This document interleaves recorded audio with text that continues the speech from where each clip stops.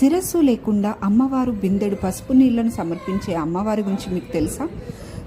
విశాఖపట్నంలో జిల్లా దొండపర్తిలో శ్రీ ఎర్రమాంబ ఆలయానికి వెళ్తే అక్కడ విశిష్టత తెలుస్తుంది. ప్రతి ఆలయంలో దేవత విగ్రహం శిరస్సు నుండి పాదాల వరకు పూర్తి రూపంలో ఉంటుంది. కానీ ఇక్కడ అమ్మవారి విగ్రహానికి శిరస్సు ఉండదు. ఆ స్థానంలో ఓంకారం ఉంటుంది. అమ్మవారి శిరస్సు మాత్రం పాదాల దగ్గర ఉంటుంది. పురాణాల ప్రకారం శ్రీ ఎర్రమాంబను ఎద్దుల బండి మీద తీసుకొస్తుండగా ఆమె శిరస్సు విగ్రహం నుండి వేరుపడుతుంది. ఎంత అతికించాలని ప్రయత్నించినా సాధ్యపడదు. ఆ సమయంలో అమ్మవారు తన కాళ్ళ దగ్గర శిరస్సు పెట్టి కంఠం దగ్గర పసుపు నీళ్లు పోస్తే చాలు దీవెనలు అందిస్తానని చెప్పారట.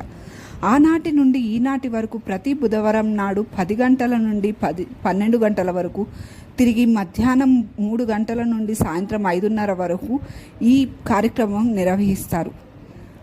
ప్రతి నెల మూడో గురువారం